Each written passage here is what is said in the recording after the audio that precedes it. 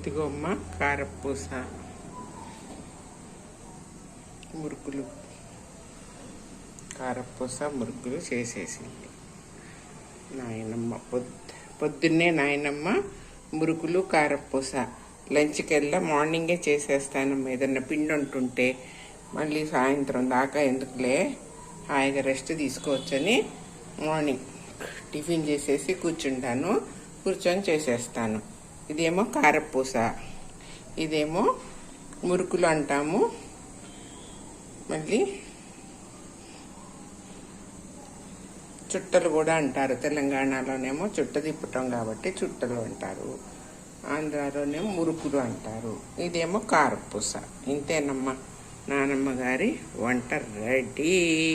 నానమ్మ గారింట్లో ఈరోజు మురుకులు కారపూస చేస్తున్నాను. దీంతో 4 గ్లాసుల బియ్యం పిండి వేసాను, 3 గ్లాసులు శనగపిండి వేసి ఇలా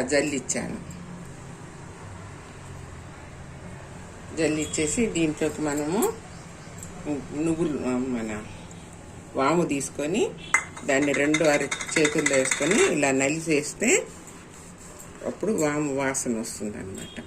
వాము వేసుకోవాలి. దాంట్లోనే కొంచెం నువ్వులు, ఒక 4 స్పూన్ల నువ్వులు వేసుకోండి. వేసుకొని కొంచెం పసుపు కూడా వేసుకోండి. కొద్ది పసుపు వేసేసి ఉప్పు, తగినంత ఉప్పు, మనకు ఎంత పడుతుందో తెలుస్తుంది కదా, అంత ఉప్పు వేసేసుకోండి. నేనేం చేశానంటే మన ఎండికారం వేస్తే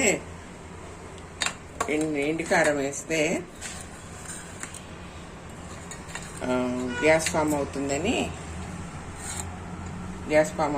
పచ్చిమిరపకాయలు గ్రైండ్ చేసి మీకు ఇట్లా జల్లిచ్చేసి అది వాటర్ తీసుకున్నాను అనమాట. దాంట్లో నుంచి వచ్చే వాటర్ ఇది మురుకులు గిద్దెల్లో పడితే కారపూస కిందకి దిగదు కాబట్టి ఇలా వాటర్ తీసుకున్నాను. ఇవన్నీ కూడా కలిపేసేసుకొని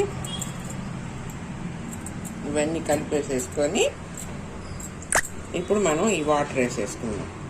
ఎంత పడుతుందో చూసేసుకోండి, ఒకటేసారి మరింత వేసుకోకుండా. 10 పచ్చిమిరపకాయలు గ్రైండ్ చేశాను. అలాగే మనం కొంచెం నూనె, కాగబెట్టిన ఆయిల్, ఇదమ్మా కాచింది నూనె, ఒక గిన్నెడు కాచిన నూనె వేస్తే మనం వెన్న ఉంటే వెన్న వేసుకోవచ్చు, లేకపోతే మనం కాసిన్ని నూనె వేసేసి కలుపుకోవటం.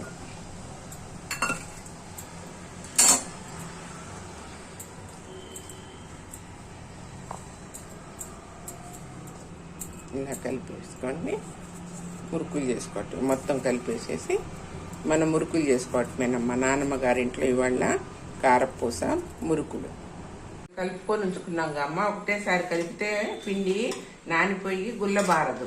మనం కొంచెం పిండి తీసుకొని వాటర్ వేసి కలుపుకుంటే మన ఈ పిండి అయిపోయిన దాకా కూడా కారపూస గుల్లగా ఉంటుంది.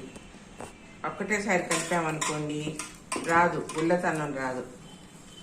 ఇలాగ మనం కొంచెం పిండి తీసుకొని కలుపుకుంటే గుల్లగా వస్తాయన్నమాట. కారపూస అయినా చక్రాలైనా ఏమైనా ఉంటాయి.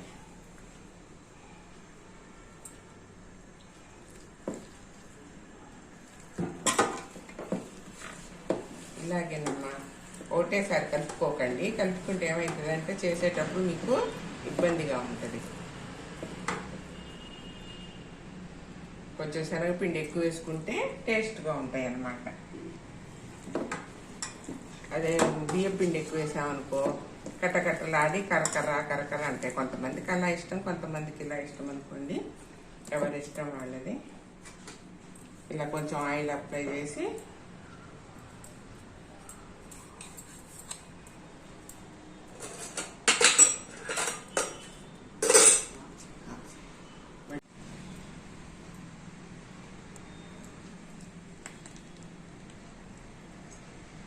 ఇలాగా ఒత్తేసేసుకున్నామా 5-6 ఒకటేసారి వేసేసుకోవచ్చు.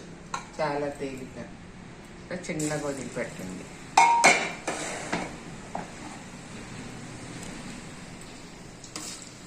ఇలా చిన్నగా వదిలేసేసి ఇప్పుడు 4-5 కాల్చుకోవచ్చు.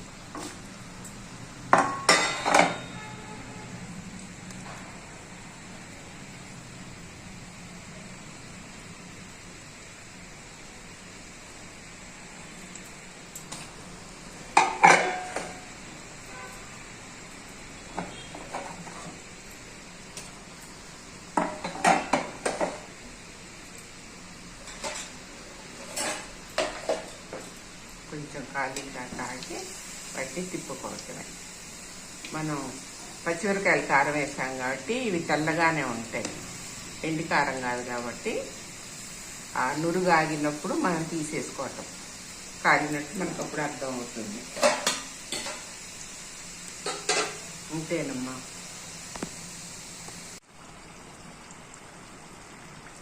ఇదిగోమ్మ ఇలా నురగంతా అయిపోతే మనకి కాలినట్టు అనమాట.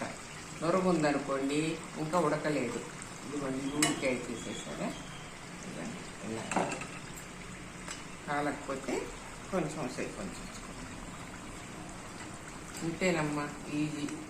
ఇవేమో కారపు పూస చేస్తాను, ఇవేమో కారపు మురుకులు అంటారనమాట. ఇవి ఒక్కొక్క ఏరియాలో చుట్టలు అంటారు, కారపు చుట్టలు అంటారు, ఒక్కొక్క ఏరియాలో మురుకులు అంటారు. రకరకాలుగా పిలుచుకుంటాము. ఏదైనా కూడా శనగపిండి ప్లస్ బియ్య పిండితో చేస్తేనే టేస్ట్ ఉంటుందమ్మా. చేస్తాం, మినపప్పుతో చేస్తాము, పుట్నాల పప్పు ఇవన్నీ చేస్తాం, కానీ ఇదైతేనే టేస్ట్ ఉంటుంది అన్నమాట. ఇదేనమ్మా.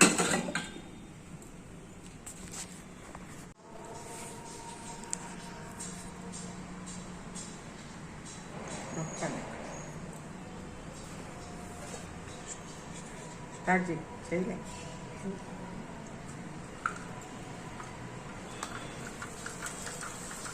ఇలా వేసేయటమేనమ్మా. ఇది కారపూస, ఇందాక చేసిన మురుకులు, ఇవి కారపూస.